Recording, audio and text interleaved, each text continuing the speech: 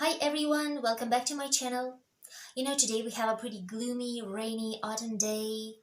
But frankly speaking, I like days like this because I think that only on such days you can feel really cozy, spending some time indoors, at home, laying on a couch or just, sitting in the bed and drinking something nice, a tea or coffee, and reading something or listening to some sort of story.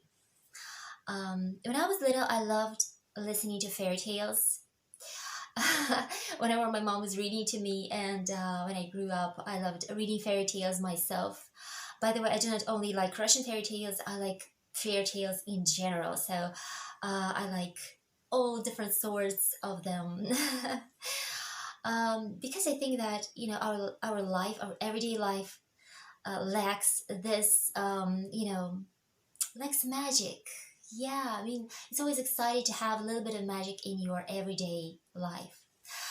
So, today I'm going to read a Russian fairy tale to you.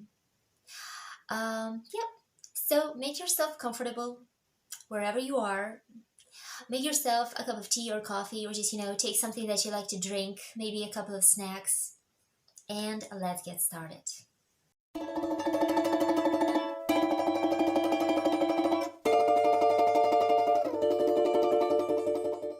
Now I've also made myself a big cup of tea, a huge one.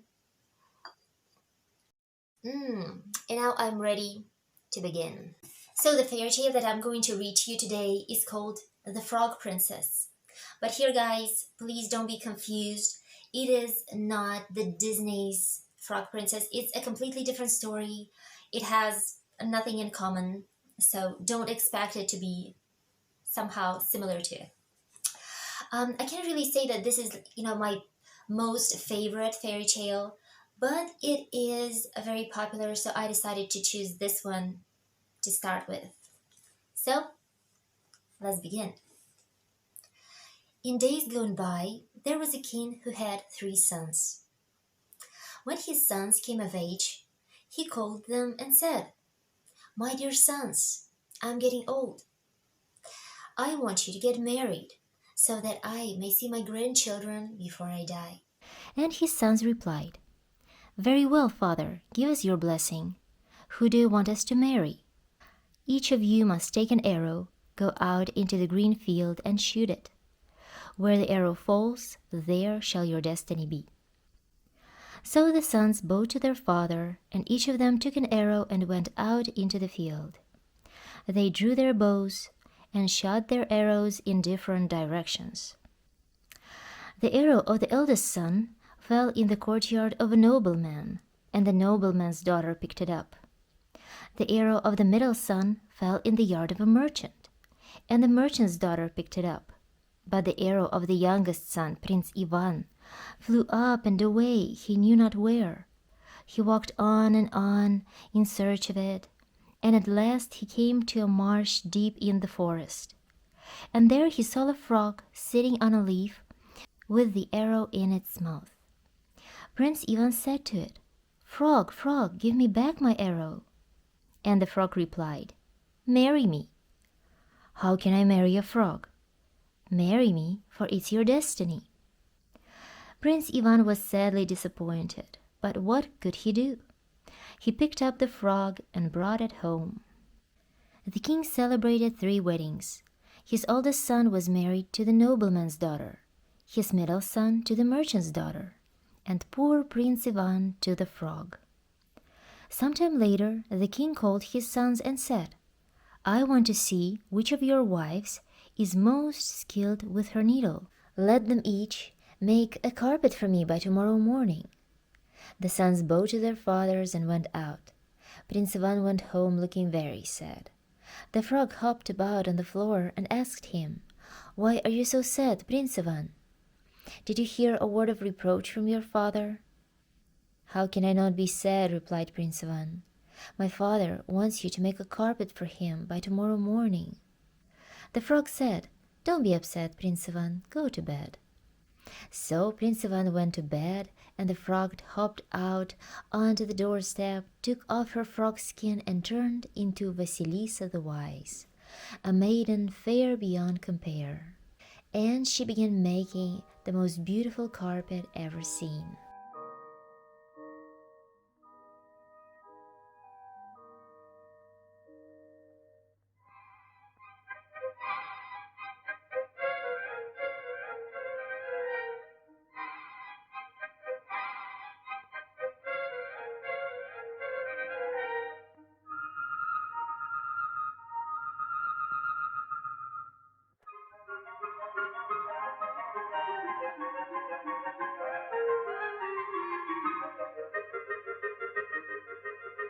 Мастерица вышивала, другу милому в подарок покрывала. Ой, где что белая холстина, на холстине нынче целая картина.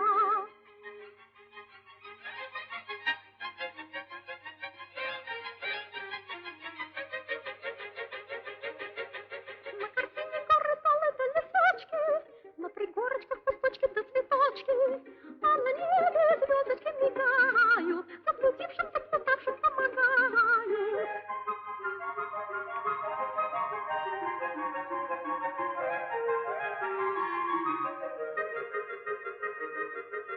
В речке превратился пестрый парус, а на речке появился острый парус. Как мои подружки набежали, увидали вышивание и сказали: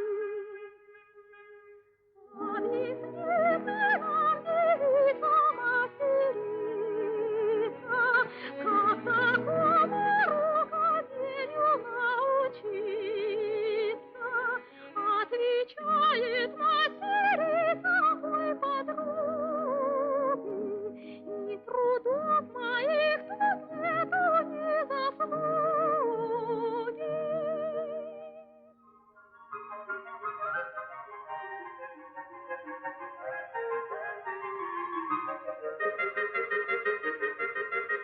Я трудилась днями и ночами, днем при солнышке, а ночью со свечами. Та любовь трудилась, вышивала, другу милому в подарок покрывала, другу милому в подарок покрывала. When Prince Ivan woke up next morning, the frog was hopping about on the floor again. He saw a carpet on the table, wrapped up in a linen towel. Prince Ivan was so happy. He picked it up and took to his father. His father, the king, was receiving gifts from his brothers. When the eldest son took out his carpet, the king said, "This carpet will do for one of my servants." When the middle son showed his carpet, the king said, "This one is good only for horses."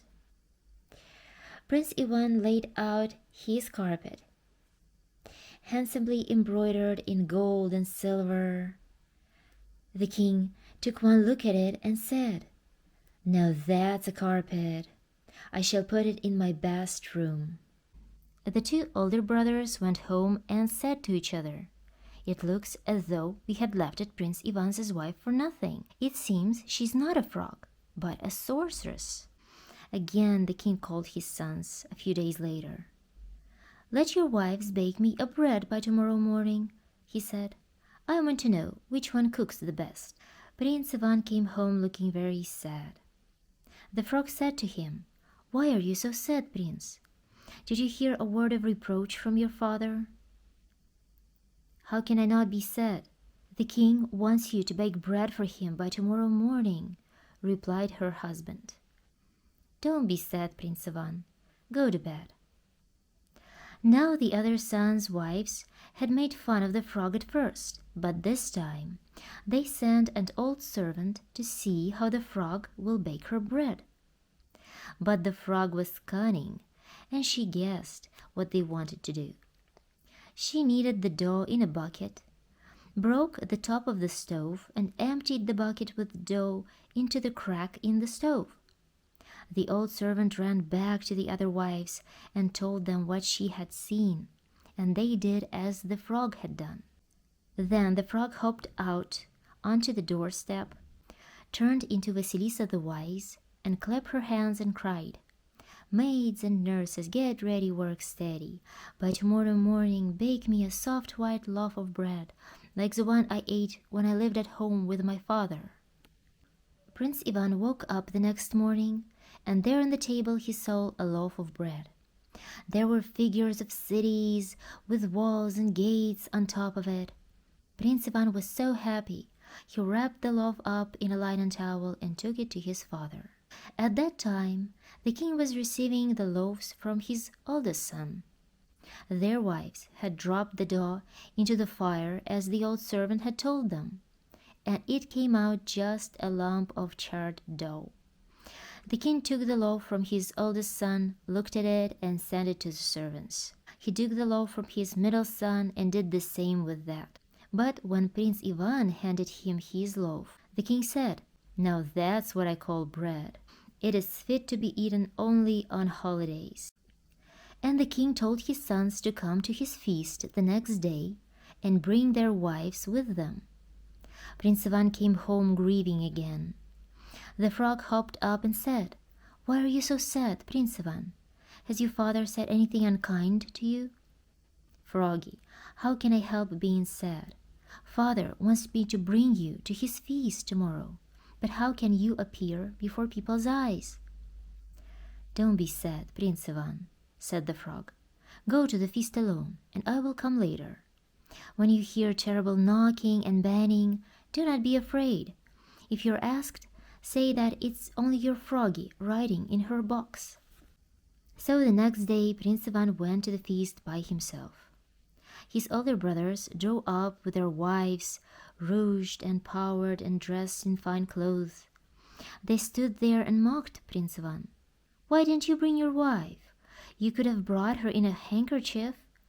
Where indeed did you find such a beauty? Oh, you must have searched all the marshes for her." The king and his sons and daughters-in-law and all the guests sat down to feast at the oaken tables. All at once there was a terrible knocking and banging that made the whole place shake. The guests jumped up in fright, but Prince Ivan said, "Don't be afraid, good people. It's only my froggy riding in her box." And just then a gilded carriage drawn by 6 white horses dashed up to the palace door, and out of it stepped Vasilisa the Wise, in a dress of sky-blue silk, strewn with stars and shining moon upon her head. A maiden as fair as the sky at dawn, the fairest maiden ever born. She took Prince Ivan's hand and led him to the oaken tables. The guests began to eat, drink, and have fun. Vasilisa the Wise drank from her glass and emptied the leftover drops of wine into her left sleeve. Then she ate some swan meat and put the bones in her right sleeve. The wives of the early princess saw her do that, and they did the same. When the eating and drinking were over, the time came for dancing. Vasilisa the Wise took Prince Ivan's hand and went to dance with him. She amazed everyone with her dance. She waved her left sleeve, and a lake appeared. She waved her right sleeve, and white swans began to swim on the lake. The king and his guests were all enchanted with such a beautiful sight.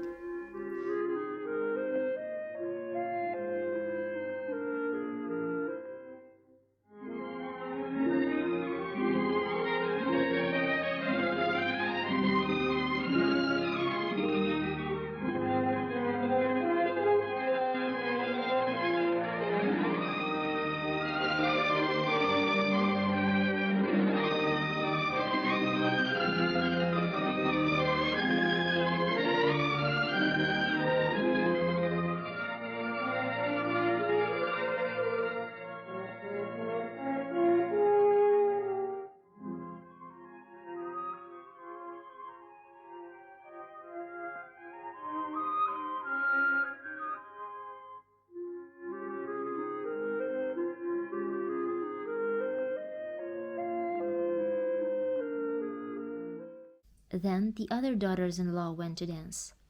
They waved one sleeve, but only splashed wine over the guests. They waved their other sleeve, but only scattered bones, and one bone hit the king right in the forehead. The king flew into a rage and drove both daughters-in-law away. Meanwhile, Prince Ivan slipped out and ran home. There he found the frog's skin on the floor and threw it into the fire. When Vasilisa the Wise came back home, she said to Prince Ivan, "Oh, Prince Ivan, what have you done? Had you but waited for 3 more days, I would have been yours forever. But now, farewell. Look for me in a faraway land, where Kashey the Deathless dwells." Saying so, Vasilisa the Wise turned into a grey bird and flew out of the open window. Prince Ivan wept long and hard, then bowed in all 4 directions and went to look for his wife.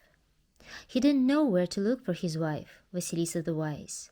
He walked for many days, so that even his boots ripped, his clothes worn out at the elbows, and his hat became battered by the rain. And one day he met a short old man. "Good day, young man," said the old man. "Where are you going?" Prince Ivan told him about his trouble. "Oh, why did you burn the frog skin, Prince Ivan?" said the old man. "You weren't the one who put it on, Vasilisa, so you shouldn't have been the one to take it off. Vasilisa the Wise was born wiser than her father, Kashey the Deathless, and that made him so angry that he turned her into a frog for 3 years. Oh well, it cannot be helped now. Take this little mushroom, the Pathfinder, and follow it wherever it goes." Prince Ivan thanked the old man and ran after the magic mushroom. It ran on, and Prince Ivan chased it as fast as he could. In an open field he met a bear. Prince Ivan took out his arrow and was about to kill it, but the bear spoke in a human voice. "Don't kill me, Prince Ivan, for you may have need of me some day." Prince Ivan spared the bear's life and went on further. Suddenly he saw a wolf with its cubs. He took out an arrow and began aiming at it, but the wolf said in a human voice, "Don't kill me, Prince Ivan, for you may have need of me some day." Prince Ivan spared the wolf and went on. Then, some time later, he saw a falcon. Prince Ivan snatched his bow to shoot it, but the falcon said in a human voice, "Don't kill me, Prince Ivan, for you may have need of me some day." So he spared the falcon and went on. Then he came to the blue sea and saw a pike lying on the sandy beach grasping for breath. "Oh, Prince Ivan," said the pike, "take pity on me and throw me back into the blue sea." So he threw the pike into the sea and walked on along the shore. The magic mushroom ran into a forest, and there stood a little hut on a hen's feet, turning round and round. Little hut, turn your back to the trees and your front to me, please." The hut turned its front to him and its back side to the woods. Prince Ivan walked in, and there, sitting in the corner, he saw Baba Yaga, a bony hag with a nose like a snag. When she saw him, she said, "Oh, I smell Russian blood. Who came here? Why are you here? Feed me first. Let me wash myself. Put me to sleep and then ask questions," replied Prince Ivan. So Baba Yaga fed him, let him wash himself, and put him to bed. Then Prince Ivan told her that he was seeking for his wife, Vasilisa the Wise. I know, said Baba Yaga. "Your wife is now in the power of Kashey the Deathless. It will be hard for you to get her back. You are no match for Kashey. His death is at the point of a needle, and the needle is in the egg, and the egg is in a duck. The duck is in a hare. The hare is in a stone chest, and the chest is at the top of a tall oak tree that Kashey the Deathless guards as the apple of his eye." Prince Ivan spent the night at Baba Yaga's hut, and in the morning she showed him the way to the tall oak. How long he walked, it's hard to say, but finally he came to the tall oak tree with a stone chest at the top of it, but it was too high to reach. Suddenly up came the bear whose life he had spared, and pulled the tree out with its roots. The chest fell down and broke open. A hare jumped out of it, and ran off as fast as it could. The wolf, whose life Prince Ivan had spared, chased it, caught it, and tore it into pieces. Out of the dead hare flew a duck and shot high into the sky. But in a moment a falcon, whose life Prince Ivan had spared, flew at it. The duck dropped the egg, and it fell down right into the blue sea. Prince Ivan wept bitter tears. How could he find the egg in the sea?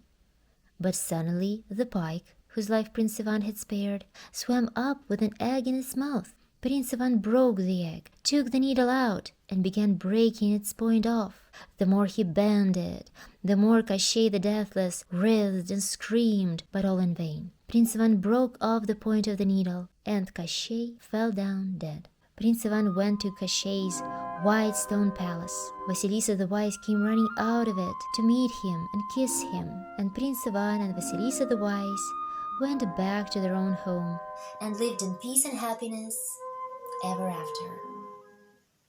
So that was the story. Did you enjoy me reading it to you? Please write down in the comments, what do you think about me making such videos when I'm reading something to you? Or maybe you would like to have something else on my channel.